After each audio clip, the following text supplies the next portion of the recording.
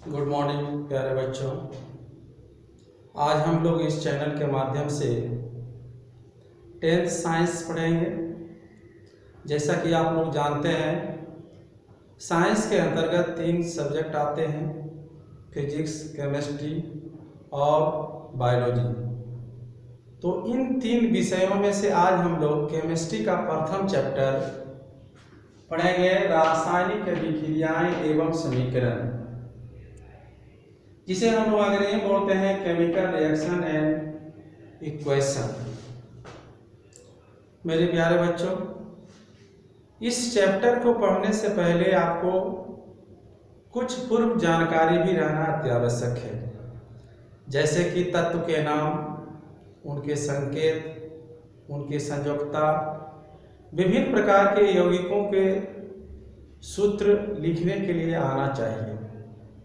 तभी आप इस चैप्टर को अच्छी तरह से समझ पाएंगे। इसलिए आपसे मेरा रिक्वेस्ट है, विनती है, निवेदन है कि यदि आपके अंदर किसी प्रकार की कमियां हैं तो उस कमियां को स्वतः दूर कर लें। जैसे तत्व के नाम जानकारी नहीं है, उसको याद कर लें। तत्व की संकेत नहीं जानते हैं तो उसको याद कर लें, या संयोजकता नहीं जानते हैं तो उसको जान लें, या किसी रासायनिक यौगिकों का सूत्र लिखना नहीं जानते हैं तो उसको भी सीख लें। मेरे प्यारे बच्चों, आज हम लोग इस चैप्टर के माध्यम से प्रथम बिंदु पढ़ेंगे,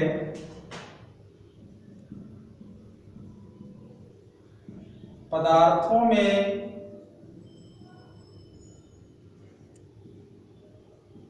होने वाले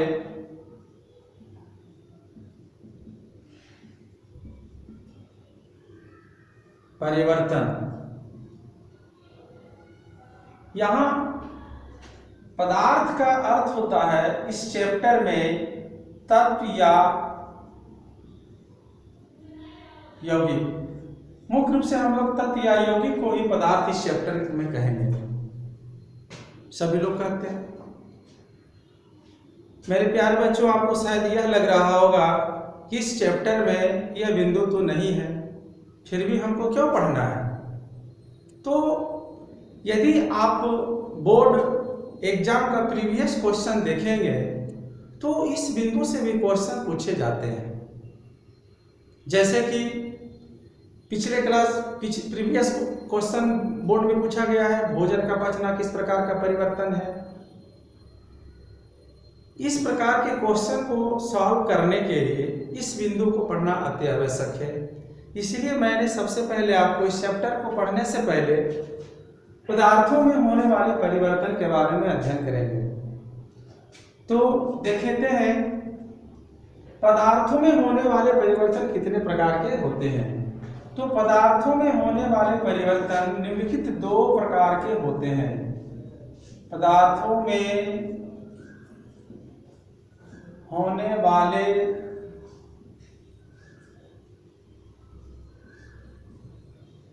परिवर्तन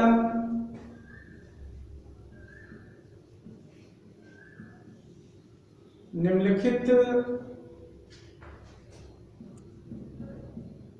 2 प्रकार के होते हैं। प्रथम ए नंबर,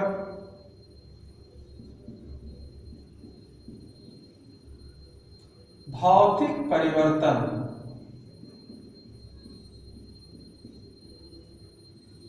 जिसे हम अंग्रेजी में बोलते हैं फिजिकल चेंज। दूसरा बी नंबर होता है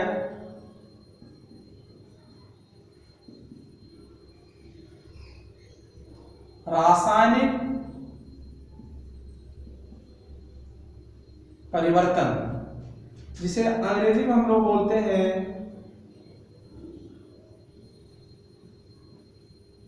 केमिकल चेंज।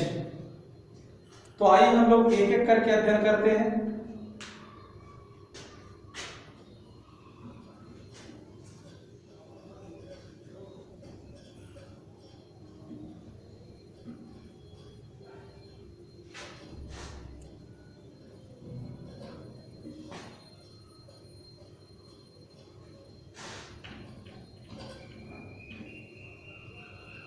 सबसे पहले हम लोग पढ़ते हैं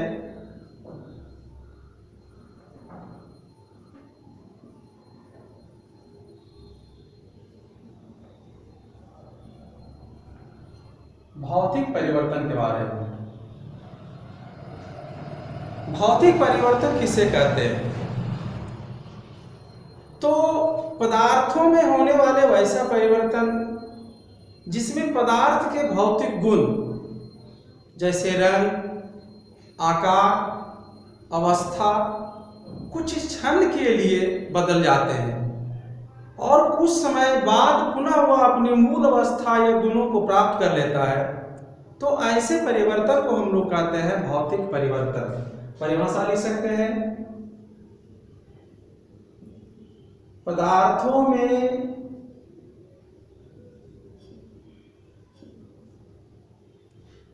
होने वाले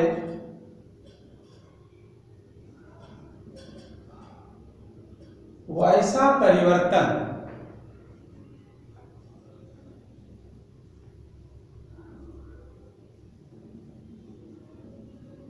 जिसमें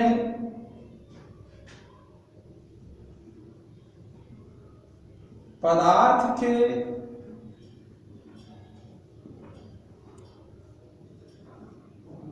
भौतिक गुण जैसे रंग, आकार, अवस्था आदि कुछ क्षण के लिए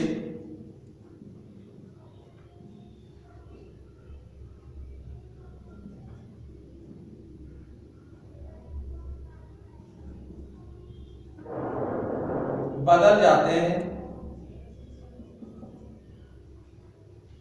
तथा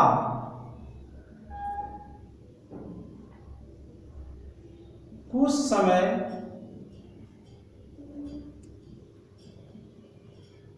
पश्चात वह अपनी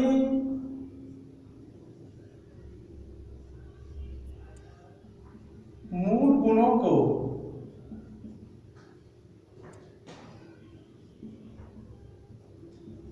प्राप्त कर लेता है। तो उसे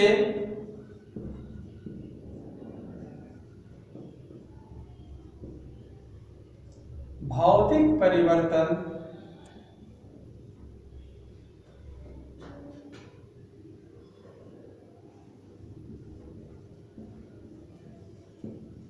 कहते हैं। जैसे यदि हम एग्जाम्पल देखते हैं, यह हम एक कागज का टुकड़ा लिए हैं।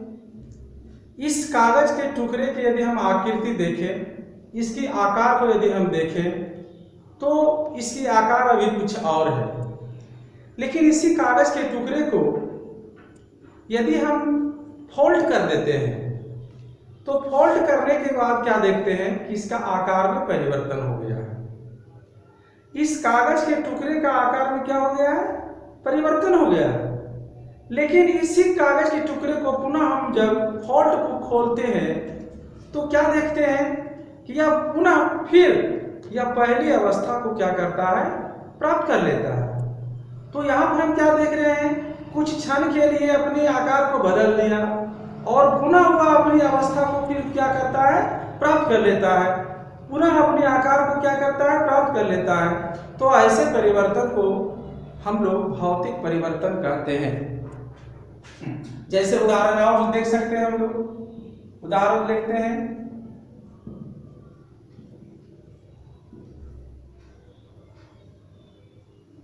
बर्फ का पिघलना। कैसे पता चलेगा कि यह बर्फ का पिघलना एक भौतिक परिवर्तन है? तो देखते हैं, बर्फ जब पिघलता है तो यह पानी का रूप ले लेता है। इसकी यदि हम अवस्था को देखें तो बर्फ जो होता है वह ठोस अवस्था में होते हैं, और पानी जो होता है वह द्रव अवस्था में होता है। तो यहाँ क्या हुआ, यह बर्फ जो है ठोस अवस्था से द्रव अवस्था में क्या हुआ, बदल गया, यह अपने अवस्था को बदल लिया। लेकिन यदि इसी पानी को यदि हम संघनन क्रिया करते हैं, यानी पानी को जब हम ठंडा करते हैं, तो क्या देखते हैं कि यह द्रव जो है पुनः ठोस अवस्था में आ जाते हैं, यानी पानी जो है पुनः बर्फ बन जाता है। तो आपने यहाँ पर क्या देखा कि बर्फ कुछ क्षण के लिए पानी में बदल गया, और पानी को जैसे ही ठंडा करते हैं तो पानी पुनः फिर क्या होते हैं, बर्फ अपनी अवस्था में आ जाते हैं। तो यहाँ ऐसे परिवर्तन को हम लोग कहेंगे भौतिक परिवर्तन कहेंगे। नेक्स्ट और हम उदाहरण ले सकते हैं, अगला उदाहरण लेते हैं, दूसरा नंबर, लोहे का चुंबकीकरण। कैसे हमको पता चलेगा कि लोहे का चुंबकीकरण एक भौतिक परिवर्तन है? तो देखते हैं, जब किसी चुंबक को लोहा के नजदीक ले जाते हैं तो चुंबक क्या करता है, लोहे को अपनी ओर आकर्षित कर लेता है, और फिर उस लोहे को क्या कीजिए, चुंबक से जब हम हटा देते हैं और उस लोहे को अन्य लोहे के बुरादों के संपर्क में लाते हैं, तो वह बुरादा आकर के लोहे में सट जाता है, यानी आकर्षित होकर के उसमें आकर क्या होते हैं, सट जाता है। लेकिन जैसे ही फिर उस लोहे के बुरादा को हम छुड़ा देते हैं, वहां से हटा देते हैं, और पुनः उस लोहे के बुरादा में जो हम सटाते हैं तो वह आकर्षित नहीं करता है। तो यहाँ पर इससे यह स्पष्ट हो रहा है कि लोहा चुंबक के संपर्क में आने के बाद वह चुंबकीय गुण को कुछ क्षण के लिए ग्रहण कर लिया, जिसके कारण लोहे के महीन बुरादों को वह अपनी ओर आकर्षित कर लेता है। लेकिन जैसे ही बुरादा को हम हटा देते हैं और पुनः हम लोहे को बुरादा की ओर ले जाते हैं, तो वह उसको आकर्षित नहीं कर पाता है। यानी यहाँ पर क्या हुआ, लोहा कुछ क्षण के लिए चुंबकीय गुण को प्राप्त किया, लेकिन कुछ समय के बाद वह चुंबकीय गुण को खो देता है। तो ऐसे परिवर्तन को हम लोग कहते हैं भौतिक परिवर्तन कहते हैं। नेक्स्ट और हम उदाहरण ले सकते हैं, तीसरा उदाहरण ले सकते हैं,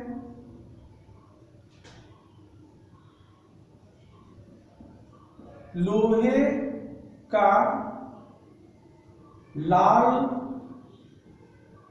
तप्त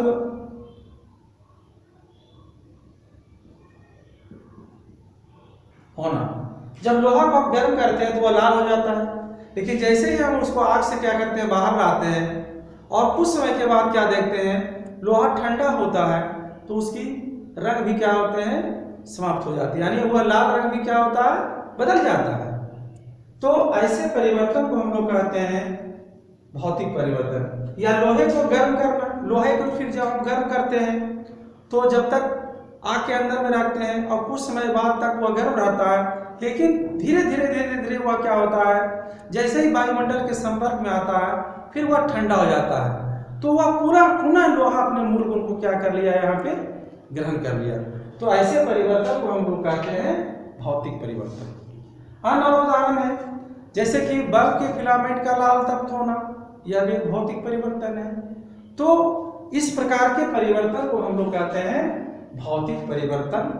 ठीक है, चलिए आइए हम लोग अब आगे बढ़ते हैं। नेक्स्ट, रासायनिक परिवर्तन।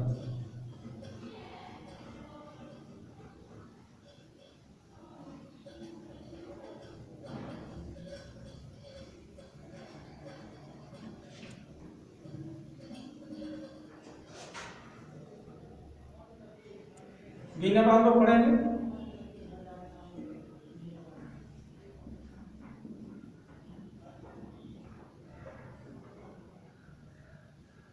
रासायनिक परिवर्तन,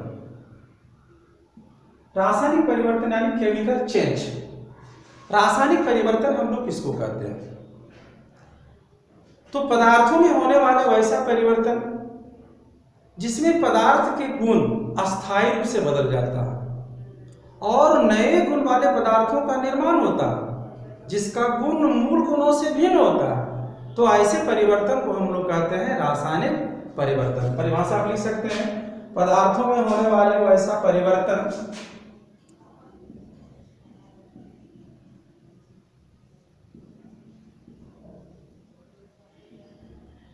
जिसमें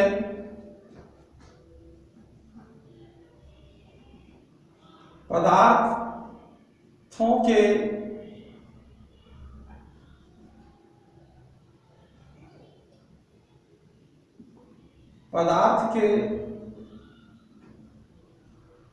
गुणों में अस्थायी परिवर्तन होता है और नए गुण वाले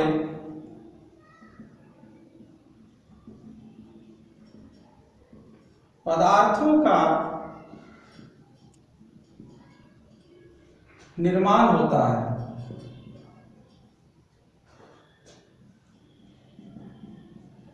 जिसका गुण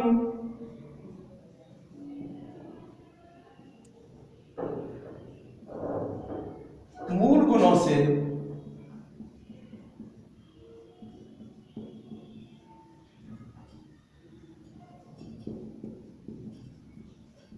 भिन्न होते हैं उसे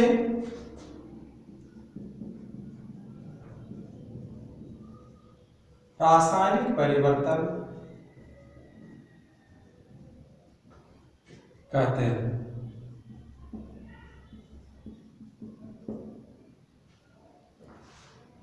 यानी यहां पर देखते हैं रासायनिक परिवर्तन में क्या होता है, पदार्थों में जो परिवर्तन होता है उस पदार्थ के गुण में अस्थायी परिवर्तन हो जाता है। क्या होता है? अस्थायी परिवर्तन होता है। और क्या होता है? नए गुण वाले पदार्थों का निर्माण होता है जिसका गुण क्या होता है? मूल गुणों से क्या होते हैं? भिन्न होते हैं। तो ऐसे परिवर्तन को हम लोग कहेंगे रासायनिक परिवर्तन। उदाहरण हम देखते हैं, जैसे कि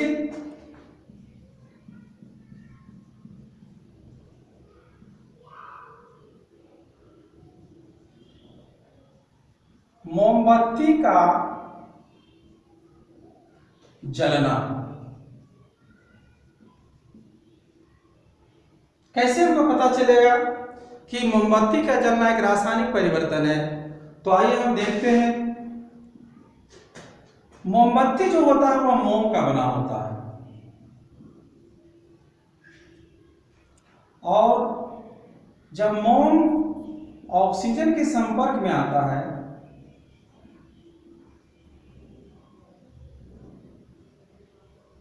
यानी ऑक्सीजन के संपर्क में लाकर जब इसको जलाया जाता है तो यह कार्बन डाई ऑक्साइड प्लस जल प्लस ऊष्मा यानी प्रकाश का निर्माण करता है। तो यहां पर देखिए, यदि हम इसके गुण को हम देखें तब मोम जो होता है यह एक क्या होते हैं? ठोस पदार्थ होते हैं। ये कार्बन डाइऑक्साइड जो होता है यह एक गैसीय पदार्थ होते हैं। जल जो होता है यह द्रव पदार्थ होता है। तो यहां हम क्या देख रहे हैं कि ये मोम जो है कार्बन डाइऑक्साइड जल और ऊष्मा में क्या हो गया? बदल गया। और पुनः यदि हम चाहें इस कार्बन डाइऑक्साइड से पुनः मोम बनाने के लिए या फिर जल ऊष्मा सबको मिला करके मोम बनाने के लिए, तो क्या यह संभव है? नहीं। तो ऐसे परिवर्तन को हम लोग कहते हैं रासायनिक परिवर्तन। मोम का जो गुण है और कार्बन डाइऑक्साइड का या जल का जो गुण है वह बिल्कुल क्या है, भिन्न है। तो यहां पर हम क्या देख रहे हैं कि नए पदार्थ कार्बन डाइऑक्साइड जल का जो निर्माण हुआ इसका गुण मोम के गुण से क्या है, भिन्न है। तो ऐसे परिवर्तन को हम लोग कहेंगे रासायनिक परिवर्तन। इसका और अन्य उदाहरण भी हम देख सकते हैं। यह आपका उदाहरण नंबर 1 हो गया।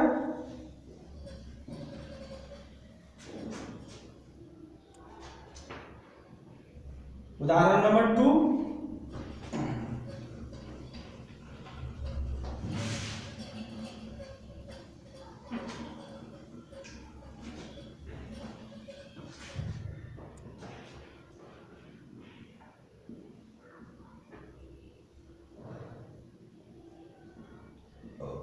कोयले का जलना।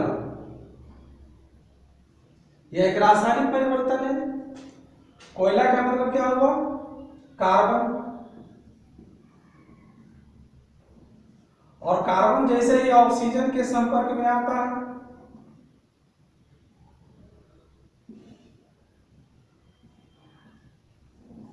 और जब इसका दहन क्रिया होता है तो यह कार्बन डाइऑक्साइड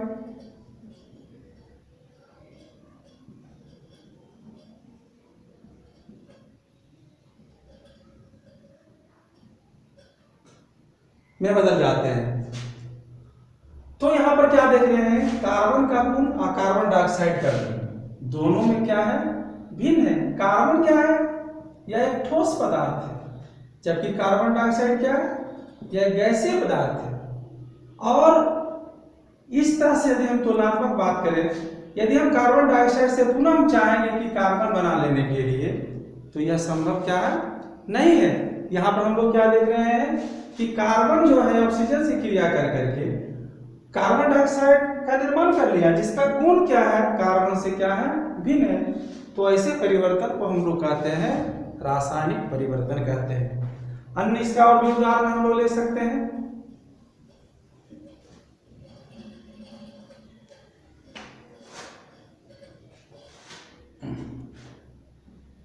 तीसरा उदाहरण है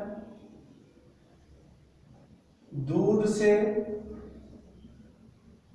दही बनना।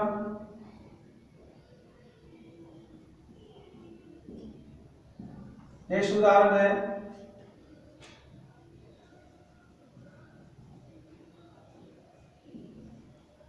भोजन का पचना। नेक्स्ट उदाहरण है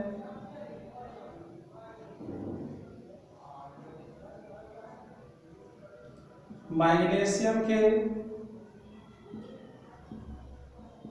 फीते का जलना। इस प्रकार से कई उदाहरण हैं जो कि रासायनिक परिवर्तन के अंतर्गत में आते हैं। तो ये सारे जो परिभाषा मैंने आपको बताया, इस परिभाषा के तुलना में ये सारे एग्जाम्पल जो हैं ये एग्जाम के व्यू से ज़्यादा महत्वपूर्ण होते हैं, क्योंकि एग्जाम में आपको जो है सबसे ज़्यादा जो है उदाहरण से ही क्वेश्चन पूछे जाते हैं। तो मेरे प्यारे बच्चों, उदाहरण पर बहुत ज़्यादा ध्यान देंगे और इसको आप याद भी करेंगे। भौतिक परिवर्तन और रासायनिक परिवर्तन का हम और अन्य तरीके से परिभाषित भी कर सकते हैं, और इसको हम ट्रिकली अगर हम देखें, यदि इससे ये जो मैंने परिभाषा पहले जो बताए, इस परिभाषा के अनुकूल यदि हम एक और आपको परिभाषा बता रहे हैं, देखते हैं। इसके बाद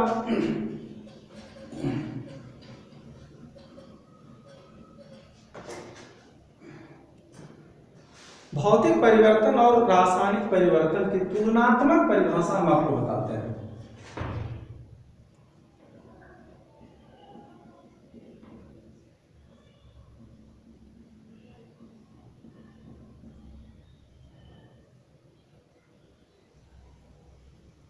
भौतिक परिवर्तन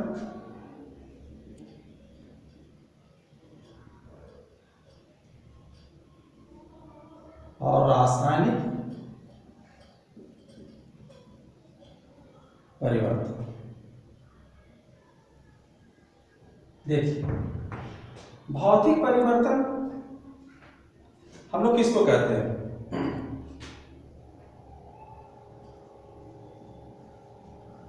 पदार्थों में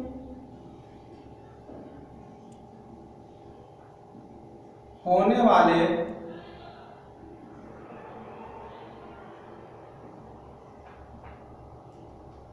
वह परिवर्तन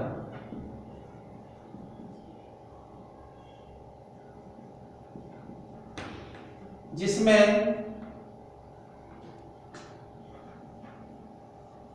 पदार्थों के मतलब होता है तत्व या यौगिक, पदार्थों के रासायन अर्थात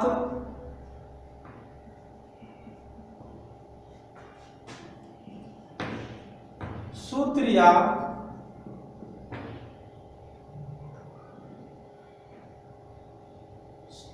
सूत्र में कोई परिवर्तन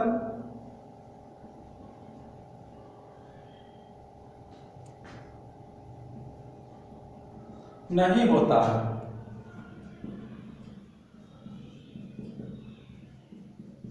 तो उसे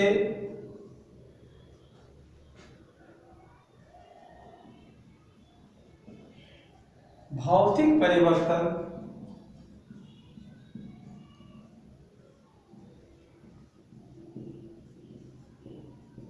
कहते हैं। जैसे देखिए क्या हम बताएं आपको, पदार्थों में होने वाले वह परिवर्तन जिसमें पदार्थ यानी तत्व या यौगिक के रासायन अर्थात सूत्र में कोई परिवर्तन नहीं होता है, उसे भौतिक परिवर्तन कहते हैं। उदाहरण देखते हैं, जैसे कि बर्फ का पिघलना। बर्फ का पिघलना एक भौतिक परिवर्तन है, लेकिन हम रासायन की दृष्टि से देखते हैं बर्फ जब पिघलता है तो यह पानी का रूप लेता है। बर्फ का यदि हम सूत्र देखें, रासायन को यदि हम देखें तो H2, पानी के यदि हम रासायन यानी सूत्र को देखें तो H2। आप यहां क्या देख रहे हैं, बर्फ से पानी में बदल गया, लेकिन इसके रासायन में कोई परिवर्तन नहीं हुआ है। तो ऐसे परिवर्तन को हम लोग बोलते हैं भौतिक परिवर्तन। अब हम देखते हैं तुलनात्मक रासायनिक परिवर्तन में कि रासायनिक परिवर्तन में क्या होता है। तो पदार्थों में होने वाले वैसा परिवर्तन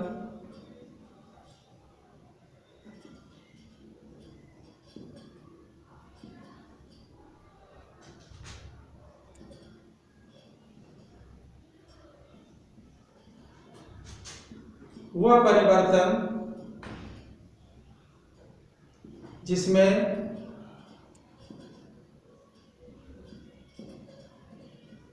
पदार्थ के रासायन अर्थात सूत्र में परिवर्तन होता है। क्या होता है, परिवर्तन होता है, तो उसे रासायनिक परिवर्तन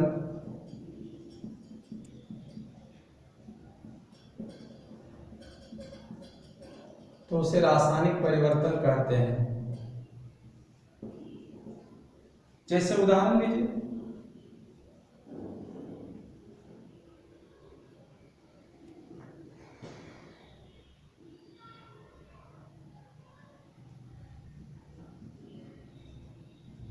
मैग्नीशियम के फीते का जलना मैग्नीशियम का यदि हम सूत्र देखेंगे Mg होता है। जब यह ऑक्सीजन के संपर्क काल में इसको जलाया जाता है तो यह बना देता है मैग्नीशियम ऑक्साइड। क्या बना देता है? Magnesium oxide. तो यहां देखिए मैग्नीशियम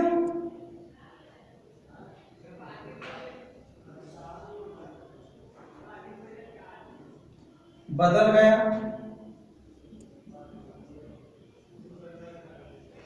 मैग्नीशियम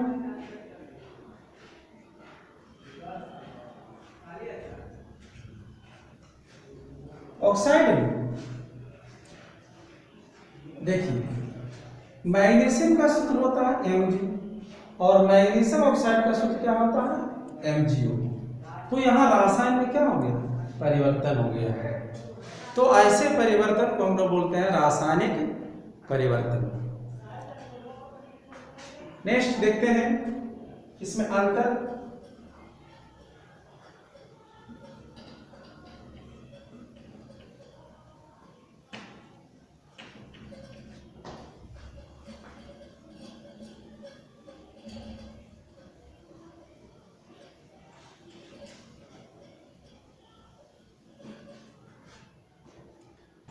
दूसरा अंतर है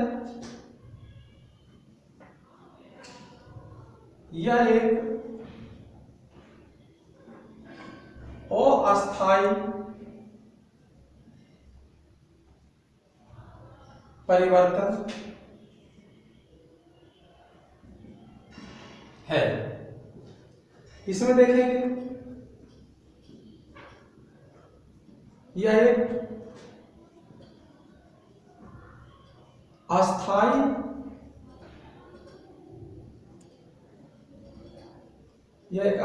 परिवर्तन है। इसमें अस्थायी परिवर्तन, भौतिक परिवर्तन में अस्थायी परिवर्तन होता है, जबकि रासायनिक परिवर्तन में क्या होता है? अस्थायी परिवर्तन होता है। तीसरा हम इसमें डिफरेंस देखेंगे। इस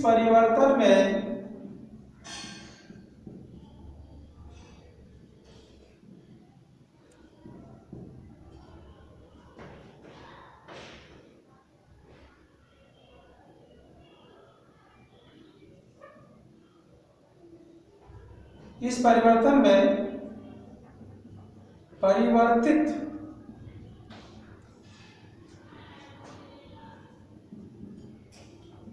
होने वाले पदार्थ पुनः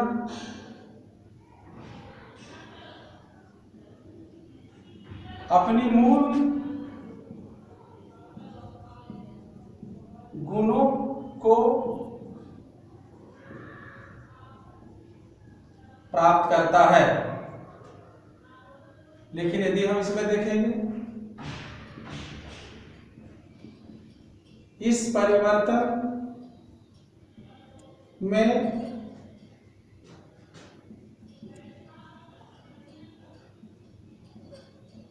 परिवर्तित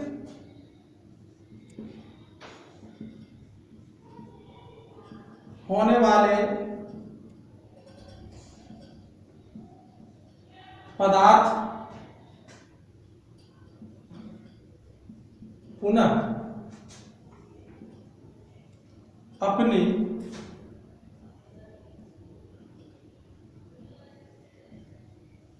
मूल गुणों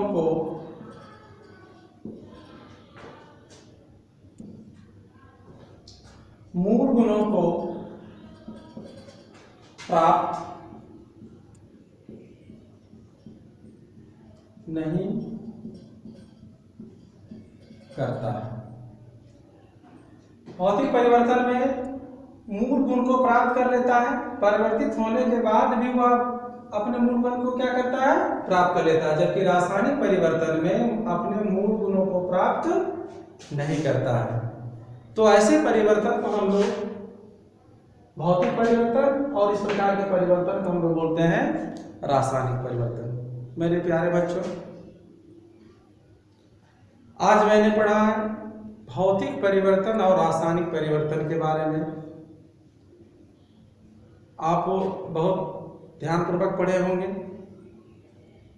यदि आप अभी तक इस चैनल का बेल बटन दबाकर सब्सक्राइब नहीं किए होंगे तो कृपया सब्सक्राइब करने का प्रयास करेंगे, और यदि मेरा वीडियो अच्छा लगेगा तो इसको लाइक भी करेंगे।